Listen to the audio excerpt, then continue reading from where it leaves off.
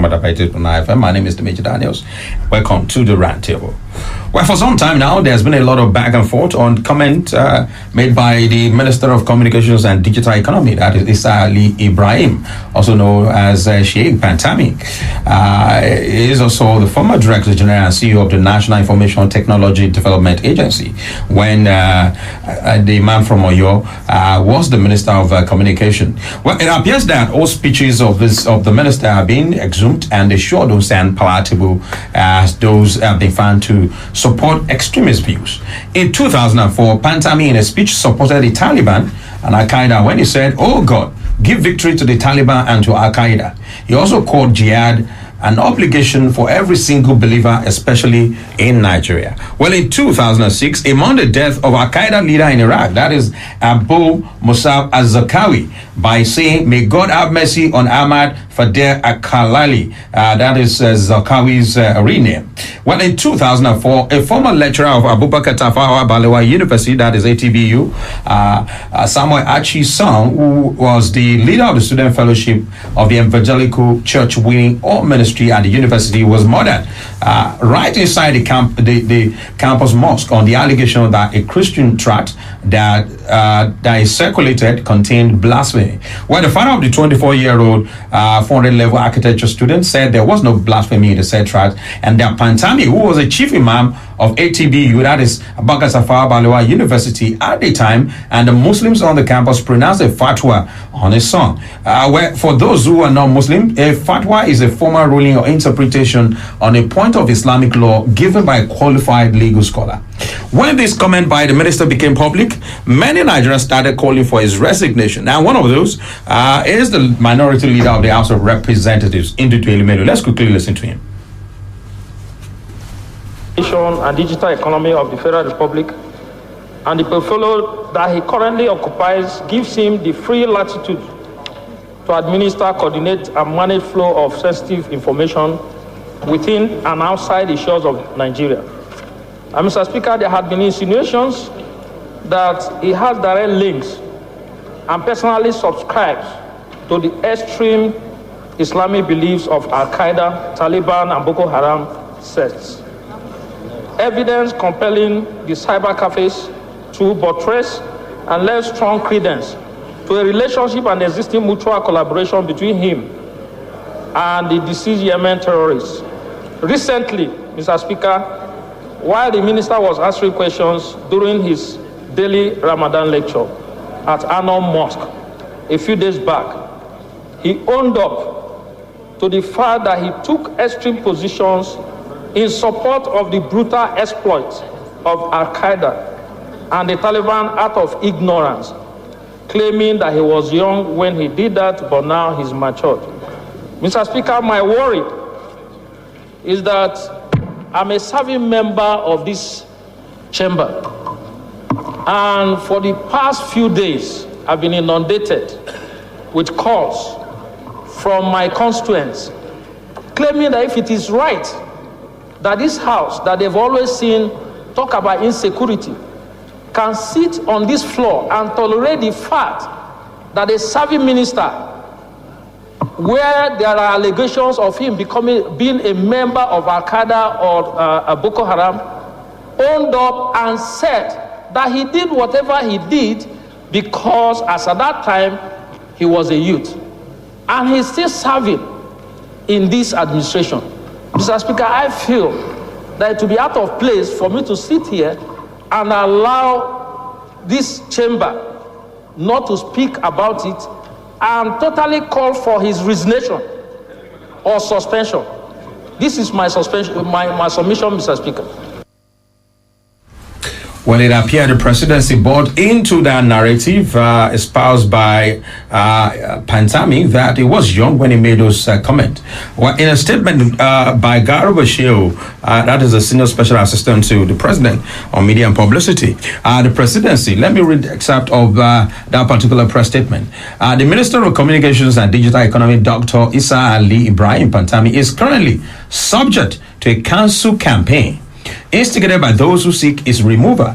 they do not really care what he may or may not have said some 20 years ago. That is merely the instrument they are using to attempt to cancel him. But they will not profit. But they will profit should he be stopped from making decisions that improve the lives of everyday Nigerians. The minister has rightly apologized for what he said in the early 2000s. The views were absolutely unacceptable then and will be equally unacceptable today were he to repeat them. But he would not repeat them, for he has publicly and permanently condemned his earlier utterances as wrong.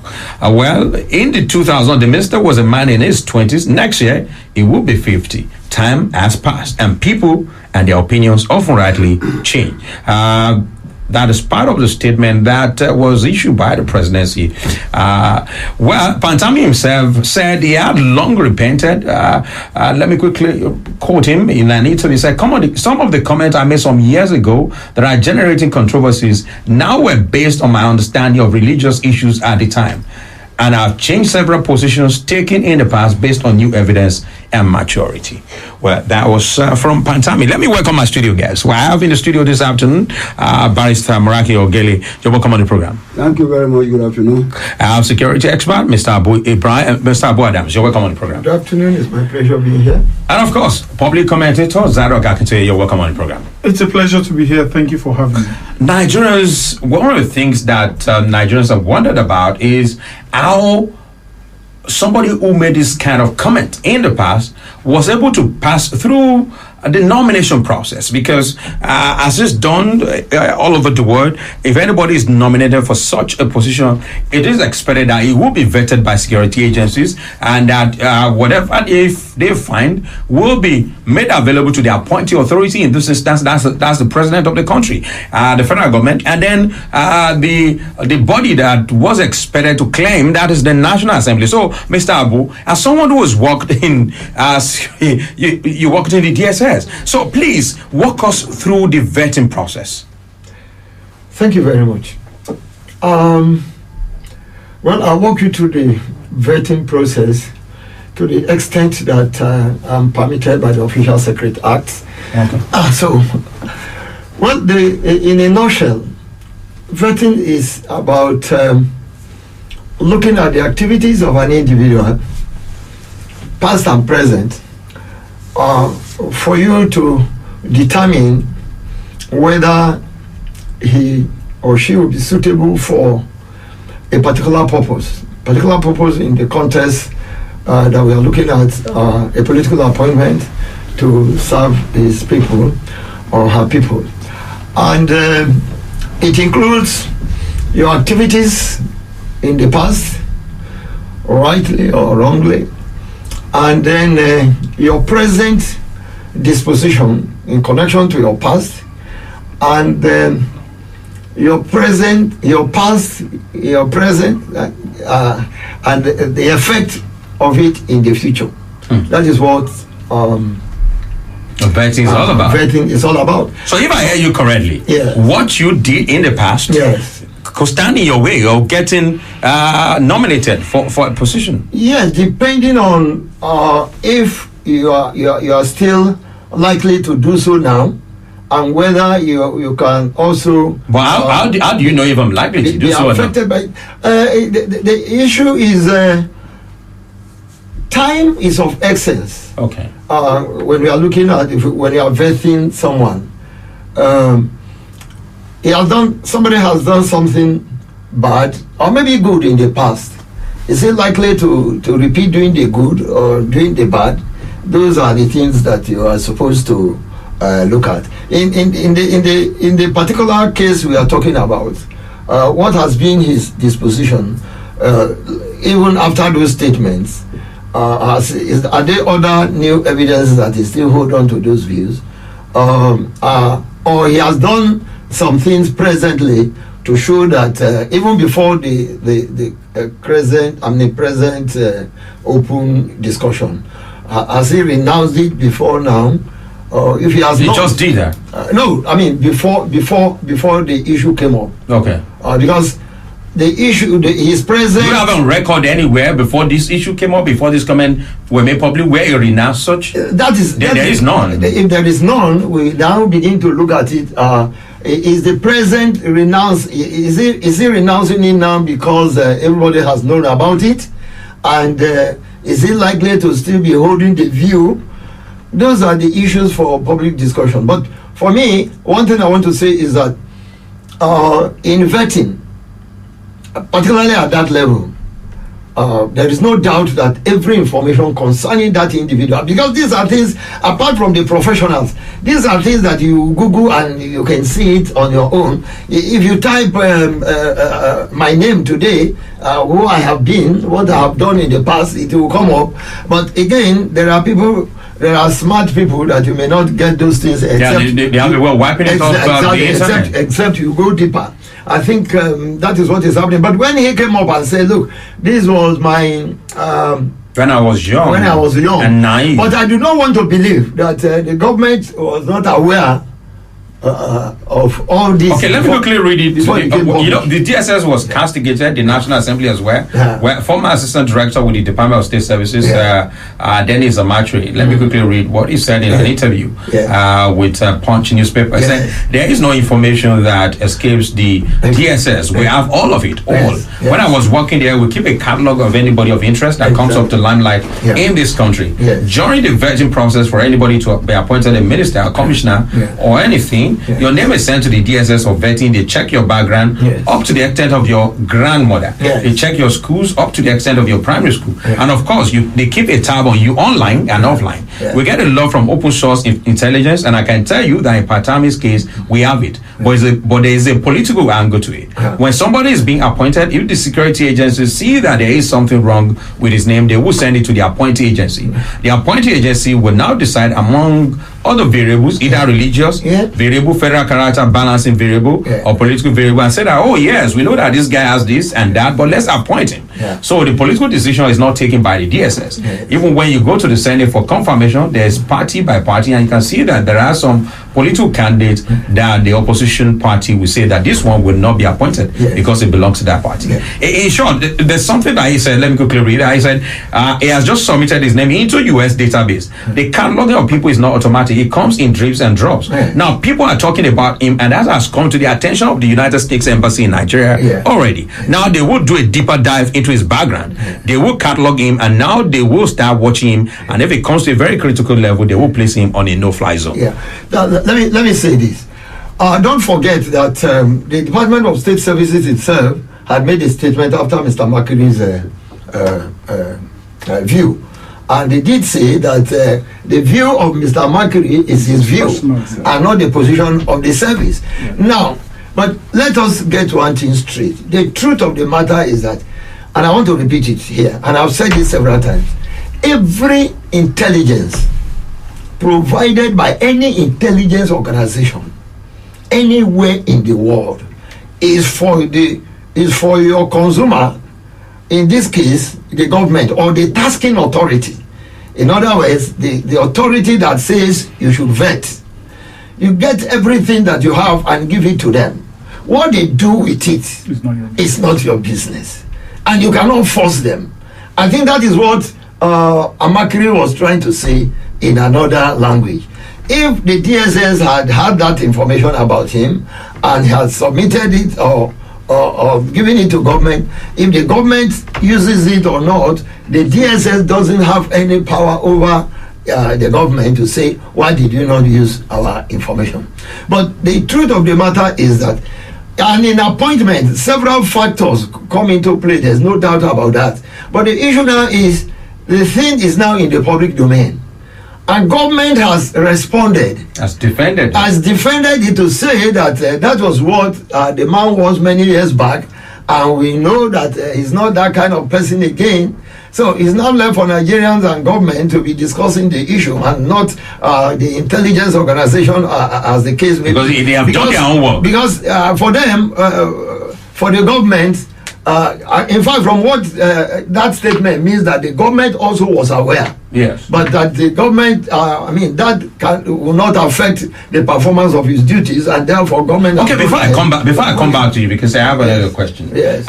Along that line, let me ask Mr. Ogele, if something of this of this importance was made available to government and then to the National Assembly, as we have learned, and then the National Assembly decides to go ahead and screen the guy, endorse his nomination, and then the federal government, the president in this instance, decided to go ahead and then appoint him minister. You see, this is what you have been saying in this country. I think we are pushing the rule of law aside. We are now operating law of reason. Now let me tell you, if we are to dive into the station of life of this man, he was born into Muslim family, Muslim community, went to Quranic school, study under Islamic scholars who were known to be to have extreme views. Everything. In fact, to me, Ambassador is a terrorist by virtue. Let's not say that we're on air. We're on air. Now, you see, the problem we are having is the problem of DSS in this country. Why do you say that? Thank you very much. They have abandoned their primary and their traditional constitutional provisional duties. They don't do anything again. In the period of NSO, it was a security as properly so called, not now.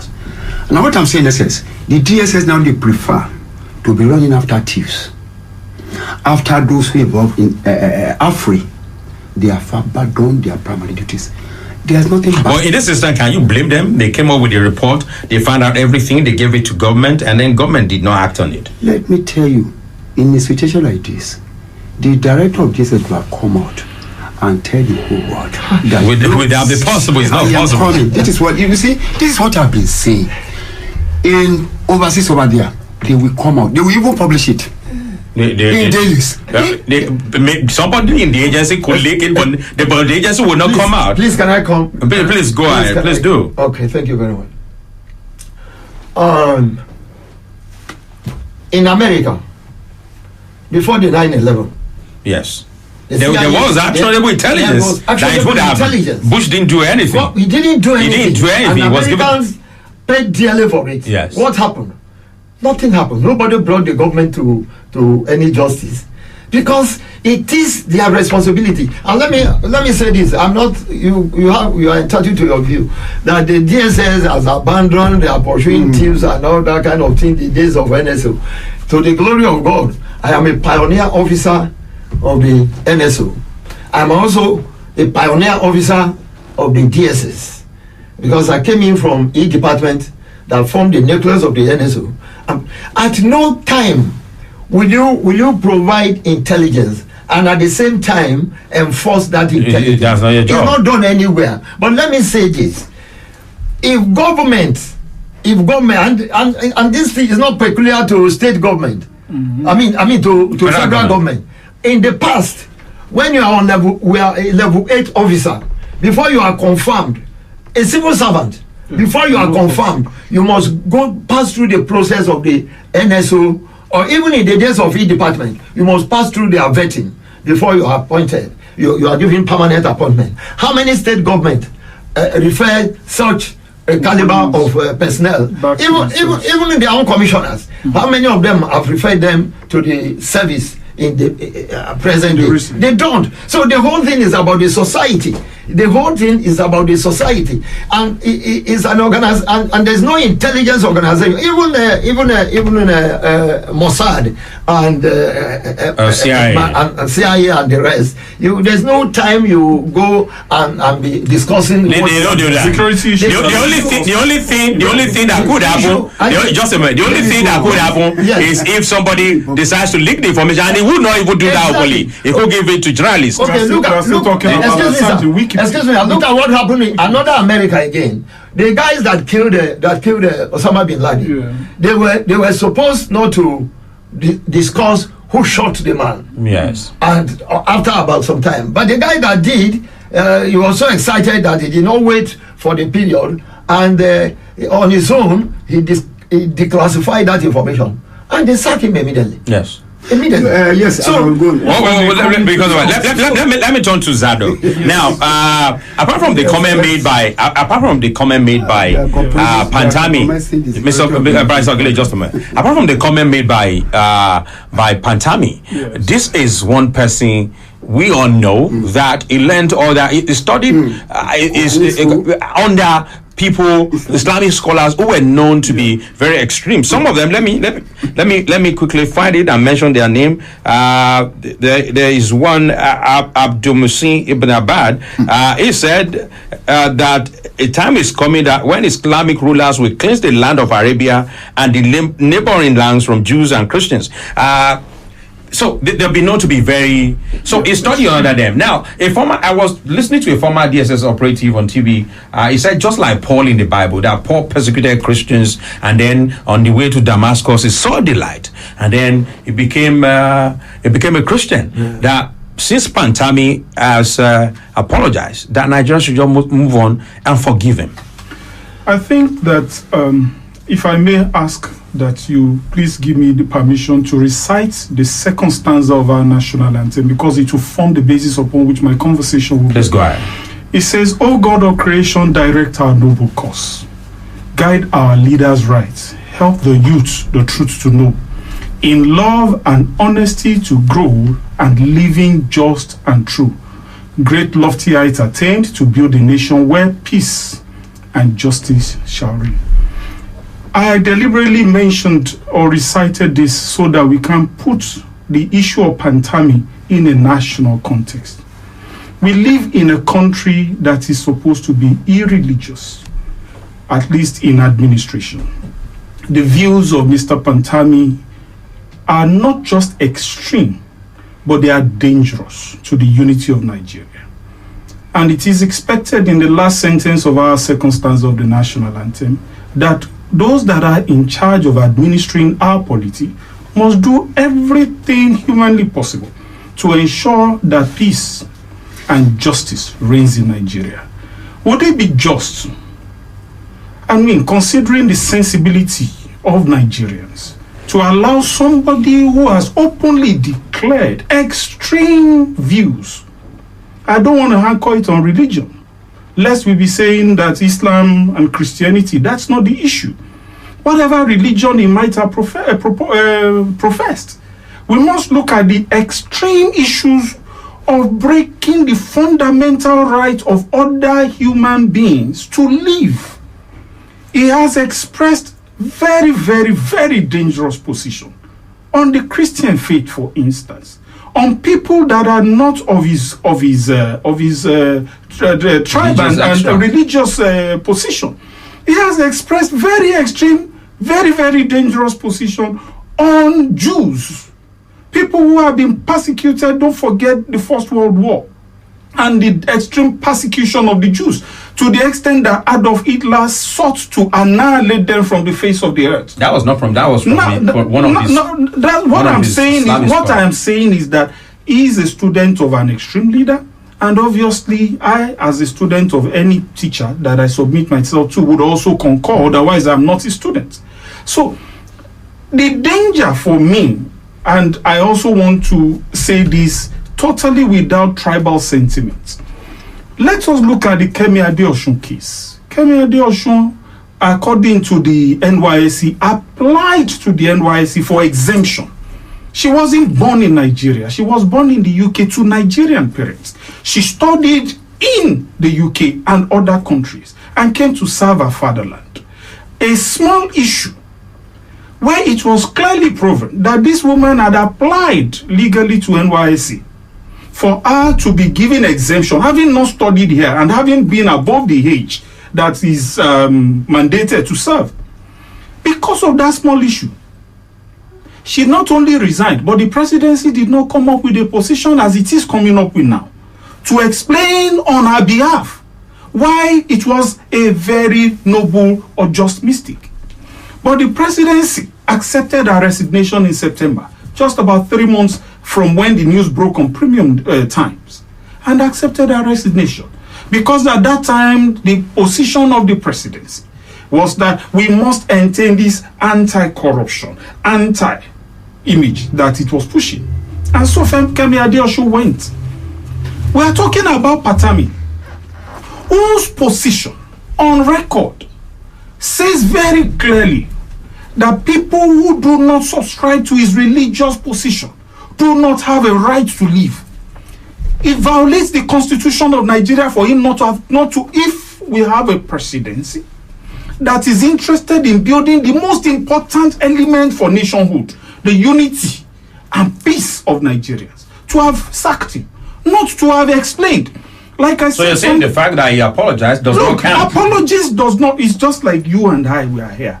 I'm a Nigerian. Yes or no? Yes. But don't forget, I'm also a Yoruba man. I'm also a Christian. These three elements are elements of nationhood. I belong to the nations of Christians. I belong to the nation of Yoruba men. I belong to the nation of Nigeria. Pantami also belongs to the nation of Islamists because he has openly expressed and preached the views that he's defended. He also belongs to the nation of Islam, which is valid. But he also now belongs to the nation of Nigeria. If one of those nations to which I belong threatens the peace and unity of any Nigerian, then it becomes compulsory for government to ensure that they save the unity of Nigerians by excising me from government. Don't forget, there are no Nigerians in the real sense of nationhood. We are all together agreeing to be Nigerians. And that is why the second stanza of the national anthem is very important, saying that living in a nation where peace and unity and justice reigns. Without peace, there can be no justice. Without unity, there can be no peace. So it's a tripod.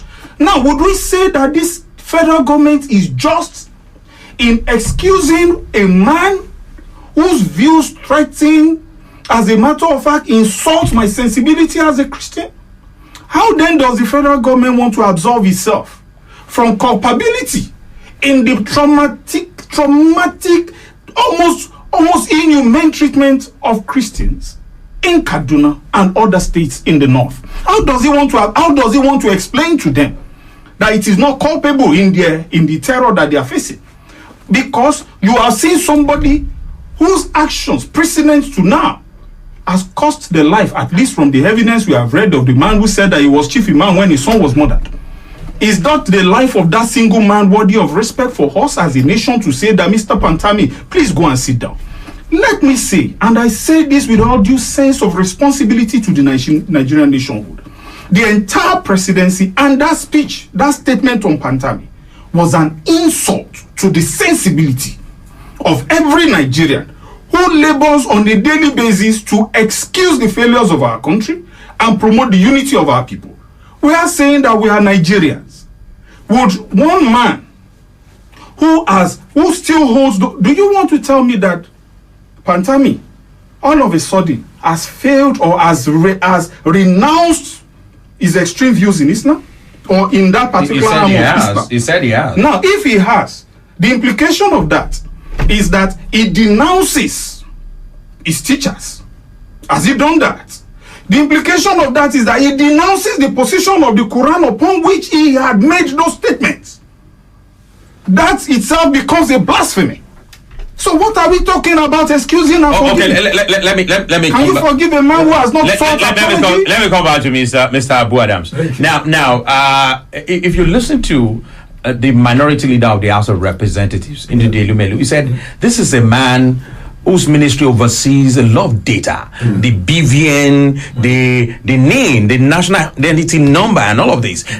Can they be trusted with such data? Someone who has made this kind of views. Now, I want to ask you, in the intelligence community, what could you say could probably be the security implications of the situation we find ourselves with Pantami? I think the situation we find ourselves, his position based on his utterances before now has created a lot of fears and has made Nigerians not to have trust in him. If you look at one of the statements, the idea of pursuing some people in Plateau, and you know that Plateau has never known peace, And so when people look at all this put together, some of them even see it as his agenda still being, prosecuted in Plateau. It creates a lot of fears and distrust among those caliber of Nigerians. And secondly, being in charge of a ministry sensitive that is, information oversees a lot of data on Nigerians. Nigerians, of course, naturally are apprehensive. However, we are in a country where government tries several times. I don't know how successful that has been to de-radicalize people that we have even known to be terrorists. In his own case, he's not one. He has sympathy for them in the past, and but there is no fact. There's no fact that he participated. All we have seen about him is about his conduct. But now, with very important ministry, I think what should happen now is government to look at it. How about the feelings of Nigerians? Are their feelings genuine? Are they going to? Does that statement from the presidency does it show anything like that? You see, the statement from the presidency, I think what it shows is that government is aware. Government is not saying that it's not aware that he made those statements in the past. But that he has repented for him. So, in other words, just like Amakri said, government is aware that he made those statements, but government is saying that those statements are no longer valid, and that he can still work for Nigeria. They say he's doing great work. Yes. So government has a responsibility to watch him, whether or not he's living. What about the Nigerian intelligence community? Yeah, don't they have a responsibility as well? Of course, that is the government I'm saying. Certainly, they are watching him, and if they have at any point in time are convinced that he has not truly repented, that he still has sympathy for those organizations, clandestinely, they are the only one. But they may be a closer terrorist. Of course, they will inform government, and I'm sure the government will do the needful. Do you give somebody with such views executive power? If you look at the statement of the DSS himself, they only said that the view of Amakri are his views, not their own views. Not their own views. It's not as if to say. Barrister Ogele. What we are doing today is even too late. This man, he's a preacher. According to me, he has been preaching since when he was 13 years old. He has been planting all this thing all over the country, sowing it. Now we are reaping it. So what we are saying necessity, we are now reaping the fruit of what has planted so far. So it's too late now to come over to check the essence of this man. But Barrister, what is your take on the statement from the presidency? From the presidency, you see, let me tell you, with respect, sir, I don't think we are having capable presidency again. That is my own personal opinion. We don't know what is going on there. His Baba is here too. Look, let me tell you, I don't want to reveal many things. Even when Baba was being interviewed almost 10 years ago, he blamed those killing Boko Haram. He said he's going to spread Islam. He said he doesn't need the votes of Christian. That the time, the southern Muslim. Let's not get into that. Let's not get into that. Let's stay on the okay. What I'm saying is that nobody can cut the flag of Pantami. It is too late. And when the president came out now, supporting this man, advocating for his principle, supporting what he has been doing, then what more? But if before that statement come out, the only thing the government has Ogele, just a moment. Before that statement from the presidency came out, if you had the opportunity of advising the presidency on what to do or what to put in the statement, what would you advise? What would they have been? For the purpose of security in this country, look, let me tell you, security is not meant to be tailored or to be protected by DSS or police or soldier. All of us, we are duty bound to this. I should advise my president, so please tell this man to resign honorably and quit. So you think that statement was not necessary? No, in a decent society, sir, in a way where law is operating, where there's no rule of force or otherwise, or rule of ethnicity prevailing, the next thing to do is that to call him, please resign honorably. Okay. You want to say? I'll come to Mr. Zara. Yes, yeah. I just want to add. Let us look at it from this way. If some people believe that he still hold on to his view, which one is preferable? Relieve him of his appointment so that he can go and continue, or keep him where you can monitor him and watch him very well. This is where he cannot be monitored. So, please, he has the power to do everything now. But when he's relieved of that job, he can be monitored. Look, let me tell you. Okay, just a moment. Let's do one after the other. Let's do one after the other. Mr. Abu, are you through? Barrister Ogele, I'll come to you. Mr. Abu, are you through? I believe that even if he still remain in government, if he still has any link with any of these organizations, the intelligence community will know, and they will not leave him. But make me explain this to me, enlighten me. Yes. Now, this is a man who was appointed as the DG of NITDA, and he was appointed to develop the ICT infrastructure to counter Boko Haram terrorism in the Northeast before he became minister, and then he had this kind of views. Yes.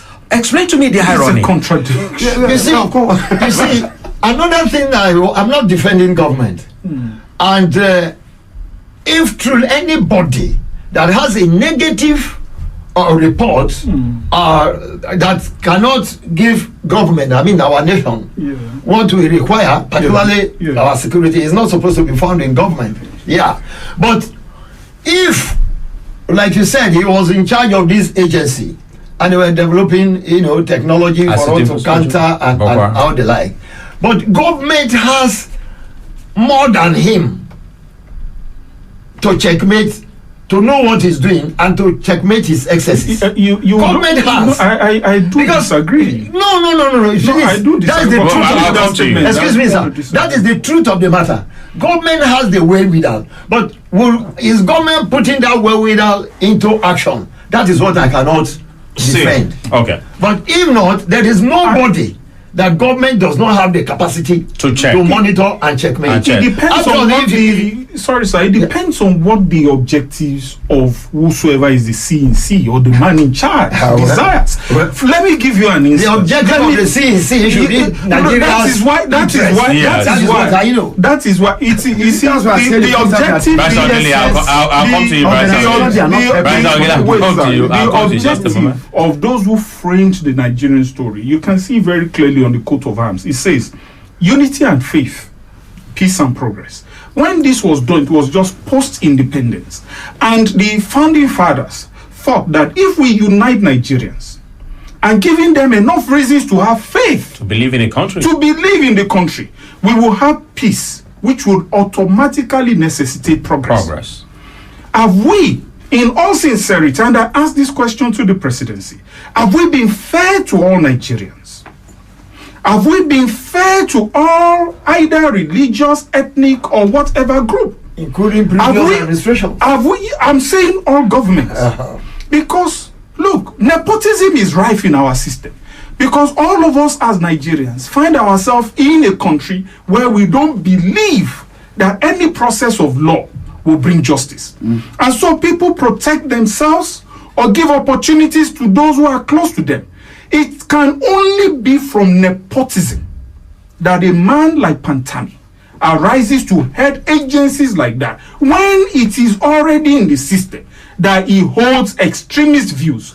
While we were fighting against Boko Haram, why was it that our soldiers were constantly being compromised? And people kept asking, where is the compromise coming from within the system? How would it be that somebody who handles the information architecture of a country also holds views that aligns accurately with Boko Haram? And I'm not laying accusations against it. I am talking about public information. What is Boko Haram's objective? What are the objectives that Pantami has preached in his messages? They align almost in total. And so, it's not about he has asked for forgiveness. Is the DSS coming? Is the federal government coming to say, oh, we are so surprised that this happened? They have shown no surprise at all. Which means that the federal government was aware. So for anybody who had promoted him or placed him in the positions where he is today, or where he held nationally, there must have been a primary objective. And that is where all of us are citizens. It's not about whether you are Yoruba Hausa. When Kemi Adeosun had an issue... What about if it was for federal character balance? Look, that is also one of the injustices of the Nigerian system. He's the only minister from Kebbi State. That is also one of the injustices of the Nigerian system. And I want to quickly go back so I could conclude on what I was saying about Kemi Adeosun. When Kemi Adeosun flouted absolutely the law, it didn't matter to us in the Southwest whether she was Yoruba. What mattered is that we must let Nigeria continue to at least show that it is willing to promote justice and fairness and equity. And we stood against that. Most of the uproar against Kemi Adeosun didn't come from the North. It came from the South. It came from people like you and I who think and believe that if we can only but promote justice, we can give Nigerians hope. In this case, the federal government's first mistake was in issuing any statement to excuse that, because by excusing the government should have kept quiet. The government shouldn't have kept quiet. The government should have come with a decisive position, not one asking Nigerians or one standing in the defense of a minister that is accused of holding views that are a threat to my existence. Cancel him. Is the federal government saying that I, as a Christian, a Yoruba man living in the living in the Southwest, should be afraid? Is that what they are trying to say, clandestine or subtly? That look, we promote and we will defend a man who holds extreme views against your existence. He said he no longer believes in that. I also believe that I can ask because when I looked at the statement, when I looked at the statement of the federal government, what they simply said is akin to saying, fellow Nigerians, we've discovered that the devil has apologized for being evil, and henceforth all your data and prayer must come through the devil to God. How do you solve that? Can somebody with Mr. Akintoye, just a moment, Mr. Abuada, let me ask you this. Now, this is a man who said he has repented. I was young when he made some of this comment, and he no longer believes, he no longer holds the same views. Now, in the intelligence community, if anyone who had made such comments said, oh, I have repented, I no longer believe in those things. How do you verify that? That indeed they have repented? They will activate action to monitor him. You will activate action to see what he's doing now. And what are they saying? Who is he relating with now? What are the organizations? What does he do? Who are the people around him? I mean, it's not a job of one night. It's a job that they will put so many things in place to see what if damage had been done before they could come up with conclusive intel, actionable intel. One of the things is that one of the functions of this agency is to be proactive. Okay. In fact, even before this thing came into the public domain, you may not know what they are doing. But one thing I know is that they will not shy away from their responsibility, because everybody is asking questions. And these are the kind of things, the challenge that we have. I've said this many times. The major challenge that we have in this country, that we have so much of this insecurity that we cannot solve, is because most Nigerians don't even believe in the nation Nigeria. Oh yes, that's true. That's truth. You agree with me? Yes. Secondly, there's no nation that you have a high level of unemployment among the youth that you don't have insecurity problem. And that is what you find in Africa. If you look at other developed nations, most of their youths are gainfully employed. We don't have them in this part of the world. Those are some of our challenges. So government must begin to do things, political leaders, and I've always said this, that most of our challenges, particularly security challenges, are the inactivity of our political leaders to do the right thing at the right time, reacting to security threats at the right time. These are the challenges we have now. If we don't manage this crisis well, it might degenerate into religious crisis. Because before I came in here, I heard of one of the religious organization in this country, his comment concerning the view of other people against Pantami, and that person is held in high esteem in this country. So if government does not manage it well, it might create more problems for us. Okay, Barrister Ogele, explain this to me. When you go into the Terrorism Prevention Amendment Act, Section 5 states, Section 5 subsection 1, any person who knowingly in any manner directly or indirectly solicits or renders support for the commission of an act of terrorism. Now let me quickly go down to Section 5 subsection 2. It says, for the purposes of subsection 1 of this section, support includes incitement to commit a terrorist act through the internet or any electronic means, or through the use of printed materials, or through the dissemination of terrorist information. The year of that act, 2013. The amendment. I know where we're going. This one cannot be caught by this one we are talking about. Okay. You cannot apply any law retroactively.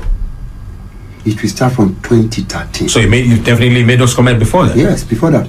So unless the law says that you may be visited. I'm not even talking about being caught, but I'm just going by what this act says. Can one safely say that those comments amount to terrorism? This is what I'm saying. Going by this law. This is what I'm saying. Even though if that comments amount to terrorism, you cannot call it. In terms of prosecution, I'm coming. But doesn't validate it. No. Let me tell you, it's when you committed the law, when the law is existing. Okay. By the time this man is making this inflammatory statement, the law had not come into effect at the time. So this is what we call retroactively. You see, you cannot. That might even be the position of government. Who can say? Maybe that is why the government. But what about Mora? What about talking about? Let's talk about no place in law. No, we're not talking law now. For somebody who has such a high position in government, what about Mr. Daniels? Let me tell you something very clear. What is the purpose or the role of the Nigerian president? His purpose, his primary duty is in promote. No, the security are his duties of office. No, but let me explain the point I'm trying to make, sir. His role in Nigeria that is multi-ethnic, multi-religious is to always do and act in such a way and manner to ensure that all Nigerians feel a sense of inclusion. Without unity, that's why the framers of our national anthem, having the spirit of what will be needed to move Nigeria forward, and it made sure that even in our coat of arms, that was expressly stated. Any president cannot be an engineer, a lawyer, a doctor at the same time. So he's going to need people from different places to handle different parts of governance. But his own role is to lead. He's not even required, if you look at the Constitution, he's not even required to be an academically excellent person. Yeah. He's just required to have gone through basic education. And so, what is his role? His role is to make sure that the Igala man, the Efik man, the Ibibio man, the Yoruba man, the Fulani man feels a sense of oneness and ownership of the Nigerian spirit. Any president who does not think or care about the position of others once it conflicts with his religious, tribal, and economic position cannot be qualified. Why? Within the last couple of years, and I'm not going to situate it in 2015, since the advent of democracy, maybe from 2007, because prior to 2007, between 1999 and 2007, Nigerians felt a sense of inclusive governance. People were brought into power not because they belonged to somebody or owned somebody, but because it was needful to provide leadership for Nigeria. Since 2007, we've had leadership that have shown a hand of failure towards their tribe or their religion. And we are seeing this crescent now in this government. It does not understand that it is the success of Nigeria that will make all of us successful. As long as Nigerians don't feel a sense of inclusion, they will not be responsible to this country. You don't in any way as a government situate what is happening with Pantami, situate it in the US, and tell me that the US will issue such a statement. Situate it in developed nations where the sentiments and the feelings of their people matter, and tell me. So we must go back to asking this presidency, under a president that I have not seen in a long time, that has not visited the southeast is back in Nigeria. What I mean by seeing him is that even when we had a military head of state, they visited states to give the people a sense of closeness to Abuja. Okay. We have not seen our president in the southeast. We have not seen it in South. We have not seen it in South. Just because of our time. Yeah. Let me turn to Mr. Abu. Now, Pantami holds a position that that requires the trust of Nigerians. Yeah. And by virtue of what has happened, how does government begin to rebuild that trust? Obviously, at the moment, Nigerians don't seem to trust him. Well, I think government has two options. If government discovered that removing him will give Nigerians that confidence that they need to display, that can lead to nationalist views, government can still remove him and give him another appointment. If government does not want him to leave his administration. But one thing I know is that even not for all his views and the like, if you look at his profile, it's very, very suitable for that ministry. Went to Harvard. Very suitable. Yeah, I mean, when you are talking about IT, beautiful and a lot of innovations, particularly to aid security operations, are in place. These are the things that we had known in the past and had been a problem for security agencies. So now, if government, just a moment, Barrister Ogele, just a moment. I will come,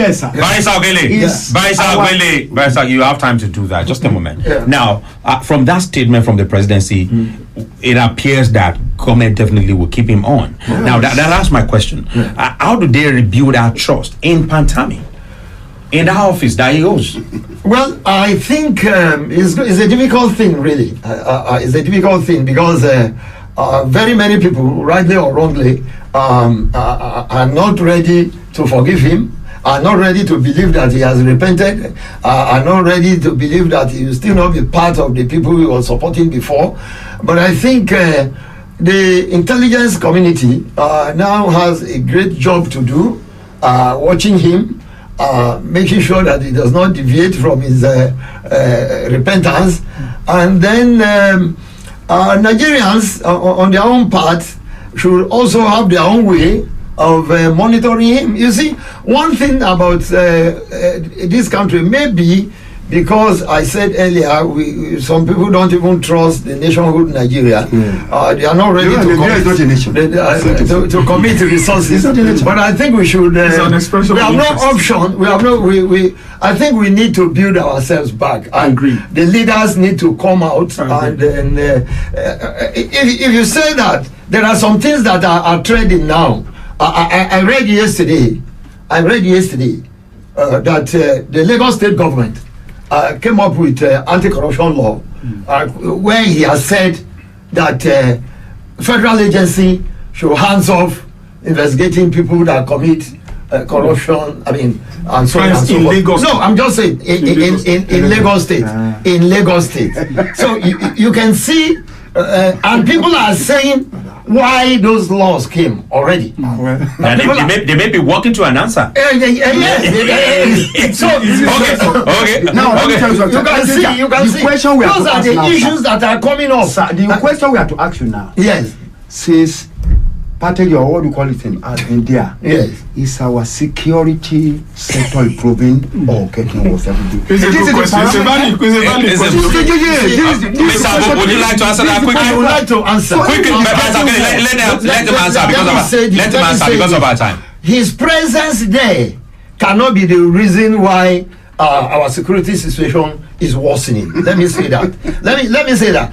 The reason is because there are so many factors that are so many variables. We have been talking about the resources for security agencies. We have been talking about inadequate even personnel. I think I gave a typical example of recruitment of these various agencies. They are being depleted every day. You can imagine the kind of attacks on security agencies in the southeast in the last 3 weeks, and there have been no replacement. And and it was in the paper today that the present IG, God bless him, has come out to say that they don't have modern equipment. I mean, to combat crime. Those are parts of the things that are affecting the security of the country. Okay, thank you very much. Our time is fast spent. Let me thank you, Barrister Morakinyo Ogele, for coming out to this edition of the Roundtable. Mr. Abu Adams, thank you very much. And Mr. Zadok, Akintoye, thank you very much. My name is Major Danes. Next Monday is another time at 2 p.m. Thank you for listening.